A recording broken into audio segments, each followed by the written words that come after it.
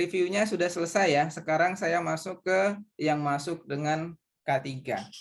Jadi begini Bapak Ibu sekalian.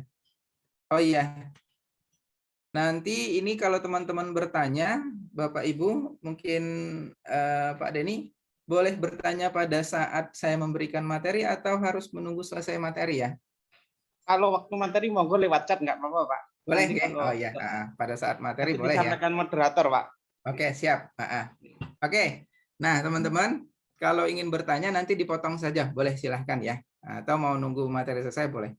Nah, jadi di sini ya teman-teman, kalau kita lihat rumah sakit ini kan merupakan segala disiplin ilmu ya di sini. Ada orang elektromedis, ada dokter, ada orang teknik lingkungan, ada juga dari kesehatan lingkungan, ada orang dari teknik listrik, ada dari berbagai macam jurusan ya. Karena di rumah sakit ini adalah merupakan multidisiplin. Ya. Kalau secara pembahasan K3 ya, menurut saya pembahasan K3 rumah sakit ini cukup rumit.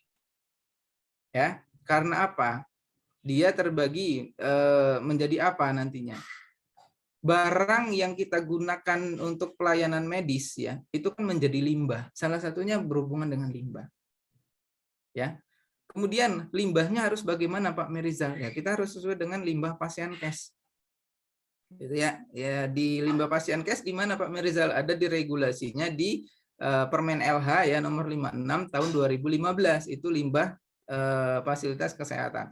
Itu harus kita lakukan. Undang-undangnya ada di mana Pak Merizal? Undang-undangnya ada di Undang-Undang 32 tahun 2009. Nah, itu salah satu yang harus kita sesuaikan. Maka dari sini dengan semua kegiatan ya, semua kegiatan yang ada di rumah sakit ini ya, perlulah dinamakan adanya penerapan. Nah, di penerapan inilah yang nanti akan saya sampaikan apa saja yang akan dipenuhinya. Oke, dalam masalah keselamatan dan kesehatan kerja. Nah, apa saja nih yang harus kita praktekkan dalam K3? Di sini coba teman-teman lihat. Di sini ada yang saya marahin. Ada kita memenuhi standarnya, nanti ada kita memenuhi yang namanya SMK 3 rumah sakitnya. Ya. Jadi bentuknya nanti seperti ini. Nah, di dalam Permenkes yang ini, yang nomor 1 ini, ya, di dalam Permenkes nomor 66 ini, dalam pemenuhan standarnya, ya, dalam pemenuhan K3 rumah sakit dibagi menjadi 2 tadi, ya. Ini adalah standar tadi ya. Standar yang ini adalah SMK 3.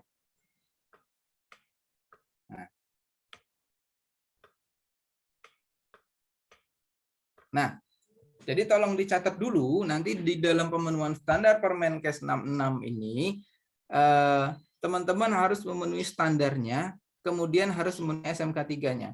Standarnya seperti apa Pak Merizal? Mungkin pertanyaannya seperti itu ya. Standarnya itu adalah 1 ya, adanya pelayanan kesehatan. Ya, pelayanan kesehatan ini berupa dengan apa? Tenaga kesehatan, tenaga kerja yang seluruhnya di rumah sakit itu harus diperiksa. Satpamnya Pak diperiksa nggak? Diperiksa. Ya, apalagi teman-teman yang berhubungan dengan yang nanti di bagian gensetnya rumah sakit atau di bagian mesinnya rumah sakit, itu harus diperiksa kadar kebisingannya. Ya, tenaga kerja kita ada berapa di bagian mesin misalkan? Ada 3 orang Pak di bagian mesin, 3-tiganya harus diperiksa. Ya, karena sesuai dengan regulasi itu standarnya. 1 pemeriksaan tenaga kerja. Kemudian nanti akan ada standar manajemen resiko, itu harus dibuat ya. Kemudian itu ada standar pengelolaan limbah B3, itu harus dibuat standarnya. Kemudian ada standar manajemen fasilitas dan keselamatan gedung ya, itu harus dibuat nanti standarnya. Barulah semua standar yang sudah dibuat ya, kalau masih dalam pemenuhan dulu ya, dalam pemenuhan tadi masih ingat ya pola pikirnya rumah sakit itu dalam melaksanakan akreditasi, ya sudah 1 yang penting dapat sertifikat dulu deh. 3 tahun lagi kita mulai melakukan pemenuhan. Nah, masih boleh SMK 3-nya belum dilaksanakan untuk pemenuhan 1. Tapi kalau nanti sudah berhubungan dengan berkelanjutan, menganggap K3 di rumah sakit itu sebagai investasi, maka nanti naiklah ke SMK 3. Nanti akan dapat penghargaan dari pemerintah berupa sertifikat. ya sertifikasi. Kalau biasanya pemenuhan dengan 166 kriteria, biasanya mendapatkan sertifikat berbentuknya seperti emas, begitu ya, benderanya dapat bendera emas, begitu ya teman-teman. Nah, kalau 122 nanti pemenuhan kriterianya itu biasanya mendapatkan perunggu dan segala macam ya. Itu nanti silakan teman-teman pikirkan ya setelah semua standar itu terpenuhi. Nah, nanti saya lihatkan. Nah, inilah teman-teman yang nanti tolong dicatat, standar-standar inilah yang nanti akan saya sampaikan. Ya. Apa Pak kebakarannya? Nanti kita lihat kebakarannya apa saja yang harus dipenuhi. Itu ya. Nah, itu ya yang harus kita tahu sama-sama. Kemudian di kedua ya itu ada Permenkes nomor 24 tahun 2016. Nah, ini tentang pelaksanaan teknis bangunan dan prasarana RS. Nanti akan masuk di standar sini. Ya. Nah, ada lagi nomor 48 tahun 2016. Ini masih di standar ya. Nanti akan ada di standar. Ada lagi 56 2016. Nah, ini masih masuk di standar nantinya ya. 70 2016 tentang standar K3 lingkungan di rumah sakit. Ini masuk di standar, tapi di sini harus melalui pengukuran nantinya. Masih banyak regulasi-regulasi lagi yang harus kita ketahui. Limbah tadi ya, kalau limbah yang terbaru itu kan di PP ya, PP 22 tahun 2021. Tapi karena kita ada di Pasyankes, saya anjurkan masih melihat di Permen LH ya, Permen LH nomor 56, khusus Pasyankesnya. Ya, untuk limbah B3-nya. Kalau PP 101 ya, PP 101 itu limbah secara keseluruhan di industri. Ya. Khusus mengkerucut di rumah sakitnya, ini tolong dicatat limbahnya itu adalah di Permen LH 101 ya. Permen LH 56 2015. Bahaya kalau kita kena limbah B3, minimal 1 miliar dendanya itu.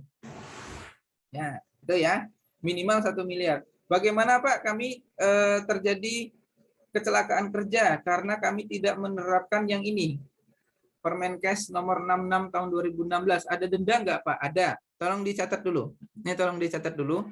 Maka denda yang akan dikenakan itu dicatat di Undang-Undang nomor 1 tahun 70. Undang-Undang Keselamatan Kerja. Tolong dicatat. Ya. Undang-Undang nomor 1 tahun 70. Undang-Undang tentang Keselamatan Kerja. Berapa Pak dendanya bagi rumah sakit? Ya. Bagi pengelola dendanya itu adalah 100.000 ya, kurungan 3 bulan. Alah Pak cetek, nggak usahlah ngerjain K3, ya kan? Mungkin pemikirannya seperti itu kan? Wah cuma 100.000 doang Pak, udahlah nggak usah ngerjain K3 lah, gitu. K3 biayanya ratusan juta, gitu kan? Tapi kan tidak seperti itu, karena berhubungan dengan ketenaga kerjaan, maka disambungkan ke nanti undang-undang ini catat, kasih garis bawah di bawahnya. Ini saya bukakan whiteboard saja. Ya.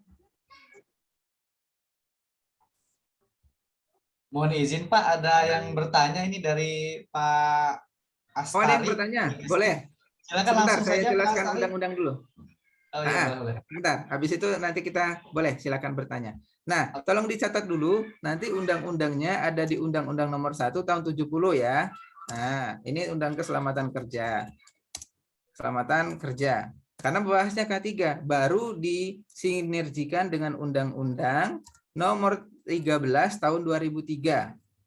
Nah, kalau tadi yang undang-undang yang ini tadi dendanya 100.000 ya. Nah, yang ini tadi dendanya 100.000, kalau ini sudah tidak 100.000 lagi karena berhubungan dengan tenaga kerja. Coba teman-teman lihat. Mungkin teman-teman pernah mendengar ada tenaga kerja kita kecelakaan di rumah sakit sampai meninggal. Nah, itu salah satunya. Dendanya itu sampai dengan 400 juta, kurungan sampai dengan 4 tahun untuk pengelola. Begitu. Nah, sampai di sini dulu. Silakan tadi Pak Ridwan, siapa yang ingin bertanya? Monggo. Mohon izin Pak, dari Pak Astari Gesit ini di kolom chat, izin saya bacakan. Siapa yang boleh membuat SMK 3RS? Lalu apakah SKA K3, LPJK, atau AK3 umum, atau K3 rumah sakit? Jika ada K3RS, mohon informasinya SKKNI-nya. Oke, ini apa? Pertanyaan bagus sekali ya, teman-teman ya. Oke, teman-teman. Jadi begini, ya. Siapa yang berhak membuat SMK 3 di rumah sakit ya? SMK 3 ya, itu ada 2 yang mempunyai yang berhak membuat. Pak, kami sudah sertifikasi ahli K3 umum, boleh nggak Pak? Boleh. Pak, kami sudah sertifikasi ahli K3 rumah sakit, boleh nggak Pak? Boleh. Ya, apalagi kalau teman-teman sudah disertifikasi auditor SMK 3, malah tambah boleh. Gitu ya, itu. Nah, kemudian untuk yang namanya keselamatan dan kesehatan kerja. Nah, yang tadi yang mungkin Bapak tadi sebutkan untuk SKKNI-nya di mana Pak, begitu ya. Nah, untuk sampai dengan saat ini ya saya belum menemukan SKKNI untuk K3 rumah sakit karena ini masih menjadi ya saya bilang masih mungkin perlu penggodokan ulang. Jadi yang selama ini dipakai dalam pelatihan K3 rumah sakit itu ada di tolong dilihat ada di Permenkes 66 tahun 2016. Kalau tidak salah itu ada di pasal 11. Nah, standar yang dipakai masih mengacu standar yang itu. Untuk pelatihan K3 rumah sakitnya ya. Sampai dengan sekarang saya belum menemukan standar SKKNI-nya.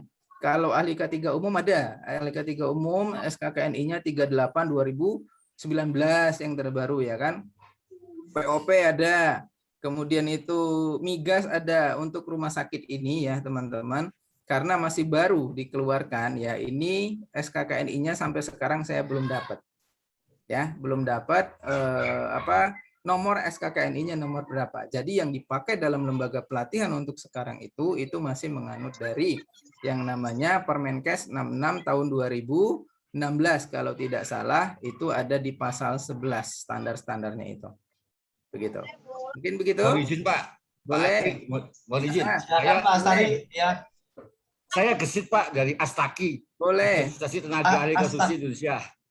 Jadi kaitannya gini Pak. Banyak tender yang anggota bertanya ke saya, banyak tender yang mensyaratkan K3 rumah sakit. Nah, kalau saya lihat dari SKKNI-nya K3 muda, benar. Kompetensi unit kerjanya sama Pak. Benar. Sama sekali benar. Tapi permasalahannya adalah apakah K3 LBJK Muda, Madya, dan Utama boleh membuat SMK 3? Itu satu. Yang kedua, apakah yang bersifat LBJK itu boleh menjadi K3 di rumah sakit? Saya berpikirnya begini. K3 muda punya pengalaman, utama punya pengalaman terhadap bagaimana meminimalisir satu kecelakaan kerja atau mengurangi satu permasalahan lingkungan. Oke. Itu Pak. Mungkin boleh dijawab Pak. Pertanyaan bagus. Biar jawabannya pas saya ambil regulasinya. Kalau tidak salah di sana ada di pasal 24 ya. Sebentar. Di sana tuh ada syarat-syarat tertentu Pak, tapi yang di sana itu dijelaskan ya. Kalau berbeda dengan di perusahaan ya, kalau di perusahaan memang ada kriteria-kriteria tersendiri. Tapi untuk di rumah sakit ini karena masih merupakan sesuatu yang hal baru ya, yang baru sebenarnya sudah keluar 2010 sih, tapi karena perubahan di 2016 ini, jadi ini rumah sakit sebenarnya masih menyesuaikan. Nah, nanti akan saya jawab pertanyaannya. Sebentar saya ambil regulasinya dulu. Ini pertanyaan bagus sekali ya, karena ini terkait dengan implementasi ya, pasti nantinya dibutuhkan di sini. Bentar, saya cari pasal 24-nya.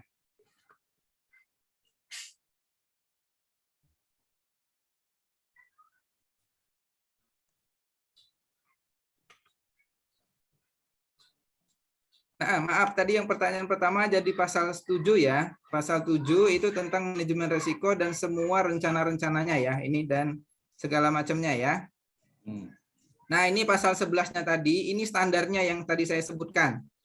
Ya, ini yang saya sebutkan. Nanti Pak Astaki kalau menjadi konsultan ini yang harus dipenuhi dulu ya, dipenuhi dulu. Nanti kita bicara siapa sih yang harusnya, apakah ahli K3 umum boleh enggak sih? Mungkin pertanyaan seperti itu ya Pak Astaki ya. Ya, Nah, betul, kita Pak. lihat ya. Di sini kita lihat di pasal 20 ini nanti saya berikan ya, teman-teman. 16, 17, 18, 19. Nah, ini dia, teman-teman. Di pasal 21 ini ya, jadi diterangkan dalam rangka kegiatan pemahaman ini sumber daya manusia ya. Sumber daya manusia tersebut disebutkan dalam bidang standar kurikulum bidang K3RS. Nah, diakreditasi oleh Kementerian Kesehatan. Nah, maka untuk standar pelatihan teman-teman boleh ambil dari Naker, boleh ambil dari BNSP. Pertama itu ya. Boleh ambil dari Naker, boleh ambil dari BNSP. Nah, kemudian semua itu yang diberikan tenaga kesehatan yang mempunyai keterampilan tadi itu harus sesuai dengan peraturan dan perundang-undangan. Begitu ya, itu yang harus kita ketahui. Kemudian, sebentar saya carikan, kalau tidak salah pemenuhannya itu untuk menjadi tenaga ahli K3 rumah sakit, sebentar.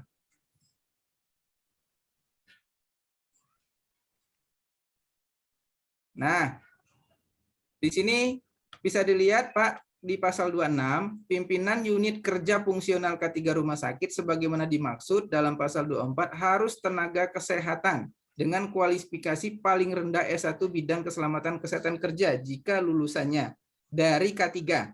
Contoh Kesmas ya. Contoh kalau di Undip itu masuk dalam Fakultas Kedokteran, Undip apa? UNS, di UGM juga masih masuk dalam Fakultas Kedokteran. Nah, kemudian atau tenaga kesehatan lainnya dengan kualifikasi paling rendah S1 memiliki kompetensi di bidang. Nah, maka di sini sesuai dengan pertanyaan Bapak yang pertama tadi, boleh nanti kompetensinya ngambil di secara Naker atau boleh ngambil secara BNSP.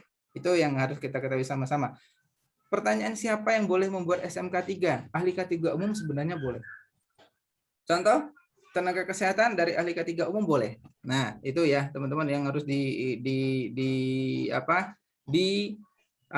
dipikirkan. Nah, kemudian bagaimana penata laksanaannya? Ya memang kalau secara regulasi ini memang harus untuk penjabat unit kerja fungsional itu memang harus dari tenaga kesehatan. Itu yang harus kita ketahui sama-sama. Pak, apakah boleh selama ini pengalaman saya pribadi, apakah boleh di luar kesehatan? Boleh, tapi dia nanti tidak berhubungan dengan medis. Contoh, apa? Perawatan genset, nggak mungkin tenaga kesehatan itu paham tentang genset, pasti orang teknik mesin yang paham, ya kan? Limbah, nggak mungkin, bukan nggak mungkin ya, pasti minim sekali orang tenaga kesehatan seperti saya paham tentang pengelolaan limbah, AMDAL dan segala macam. Boleh nantinya. Jadi di sini untuk penataan medis saya sarankan boleh mengacu di pasal 26, tapi untuk nanti pengelolaan limbah, pengelolaan genset, pengelolaan boiler, pengelolaan sarana, apalagi teman-teman berhubungan dengan nanti pembangunan konstruksi rumah sakit, boleh cari dari teknik-teknik sipil atau teknik-teknik yang lain. Tapi khusus untuk berhubungan dengan yang tadi kan ingat ada dua, sasarannya itu adalah medis. Medis tadi ingat keselamatan pasien. Yang kedua itu adalah sasarannya non medis. Sampai di sini terjawab Pak Ataki? Siap. Berarti boleh ya. Ahli boleh saya sebutkan Pak ya. Pak Ataki sudah boleh. Boleh silahkan susun SMK 3-nya. Untuk katakanlah dalam K3 ada kepala unit K3-nya. Benar. Kepala unit K3 boleh dari LPJK ya. Artinya dia bisa menjadi SKA K3 utama kata. Dia memilih di bawahnya ada K3RS, ada K3 lingkungan, ada K3 ini bukan. Ya, sama seperti P2 K3, catat regulasinya yang siap. Catat regulasinya itu adalah Permenaker nomor 4 tahun 87. Siap. Itu tentang P2 K3, persis yang ditanyakan oleh Pak Astaki. Siap. Nanti kepala unit K3-nya kalau di rumah sakit silahkan ya kita ikuti yang ini dulu ya. Ikuti yang ini dulu, harus tenaga kesehatan dulu. Nanti di bawah kepala unit atau di bawah ada tim apa namanya itu? tim K3RS atau nanti berbentuknya dengan komite, nanti terserah dari Pak Astaki ya mengonsultasikan kepada rumah sakitnya. Yang jelas nanti limbahnya ada orang lagi. Di bagian lingkungan ada orang lagi. Lingkungan kerja ada orang lagi. Itulah yang disebut P2K3 secara strukturalnya. Gitu. Saya punya panduannya Pak, kalau mau nanti saya share. Terima kasih Pak pencerahannya Ya. Pak. Terjawab? Mohon izin saya tutup video karena ada tamu sebentar.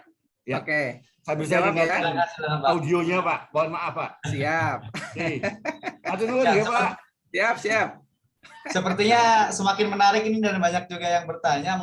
Kita keep dulu pertanyaannya Bapak Ibu ya, karena ini saya lihat materi Pak Merizal juga masih banyak. Kita materi dulu. Saya keep dulu pertanyaan, nanti kita di sesi diskusi dan tanya jawab. Baik, mungkin langsung saja Pak Merizal lanjut untuk materinya. Kita keep dulu pertanyaan dulu ya. Siap. Nanti kita sediakan waktu untuk diskusi ya. Sekali lagi saya bukan memberikan pelatihan ya, pemahaman dulu apa sih yang harus dipenuhi nanti, apalagi teman-teman yang konsultan, ini penting sekali ya. Ini sudah jelas ya, di PU tadi sudah ada. Nah, ini dia. Ini salah satu kondisi terkait K3RS saat ini. Ini teman-teman konsultan nih lumbung duit nih kalau mau dilaksanakan ya. Ya, jadi gini, lulus akreditasi K3 sesuai dengan FFMFK ya. Nah, pertama, lulus akreditasi tetapi tidak sesuai standar. Masih banyak sampai sekarang loh, teman-teman.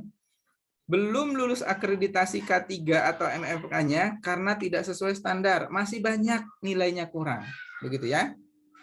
Kemudian, belum tahu K3 dan tidak sadar. Iya, saya akui jelas. Masih banyak rumah sakit itu tidak sadar K3.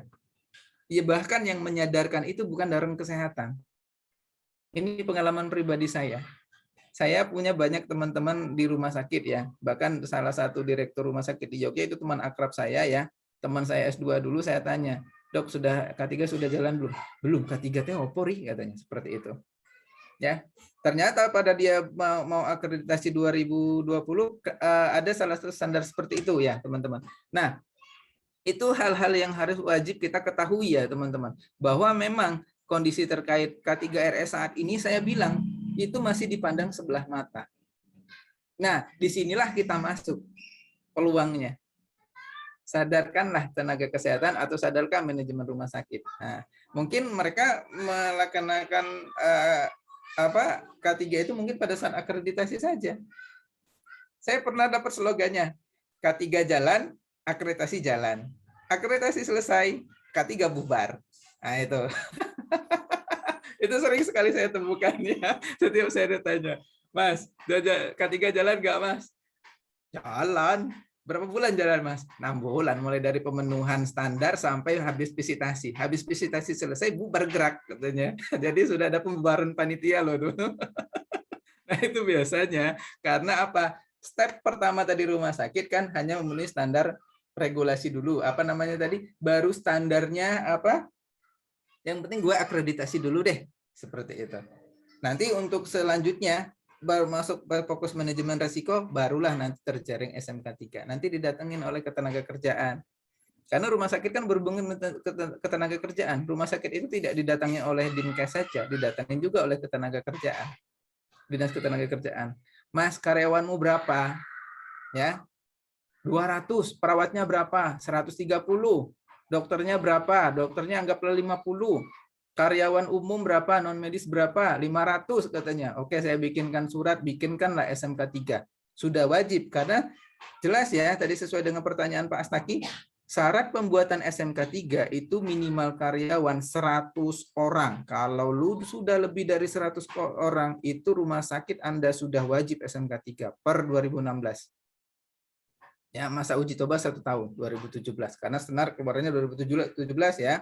Nah, bagaimana dengan rumah sakit kami masih rumah sakit kecil, Pak? Resikonya tinggi, boleh nggak melaksanakan K3 secara sukarela?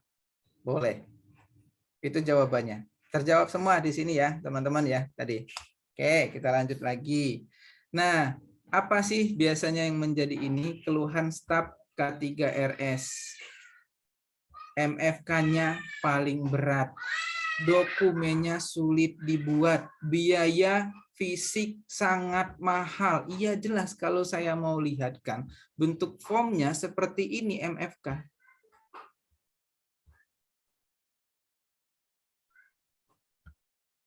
Nah, seperti ini MFK, teman-teman. Teman-teman penuhi masing-masing standar ini.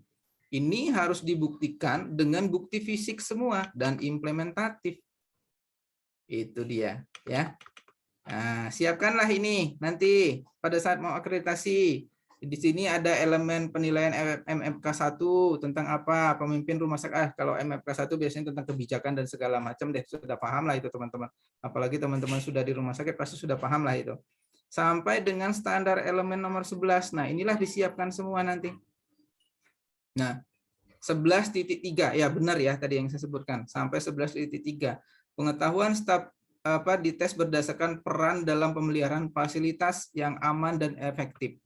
Sasaran ketua dan anggota panitia K3. Jelas di sini. Diminta untuk melaksanakan ini. Ketua anggota unit pemeliharaan sarana dan prasarana, jelas diminta ini. Sampai dengan inilah dokumen yang nanti harus dibutuhkan. Inilah nilainya, luluslah MFK-nya. Itu salah satunya. Ini nggak usah saya bahas ya. Kita memberikan pengetahuan dulu ya. Oke, saya lanjut lagi. Nah, ini dia. Di Permenkes 66 ini ya, teman-teman. Ini dia, setiap rumah, kata-katanya ini bukan saya yang mengarang ya, tapi ini sudah mandatori dari Kementerian Kesehatan. Ini bukan saya yang mengarang, boleh teman-teman lihat kalau tidak salah di pasal 2, pasal 3. Mudah-mudahan tidak salah pasalnya. Setiap rumah sakit wajib. Tuh, jelas. Wajib ya menyelenggarakan K3 rumah sakit. Sudah jelas di sana kata-katanya sudah wajib. Itu. Penyelenggaraan K3 yang dimaksud tadi membentuk dan mengembangkan SMK 3 rumah sakit tadi yang dijelaskan oleh Pak Astaki. Kalau teman-teman punya ahli K3 sendiri di rumah sakit boleh kembangkan sendiri. Tapi kalau seandainya merasa tidak punya, karyawan cuma sedikit dan segala macam pakai konsultan.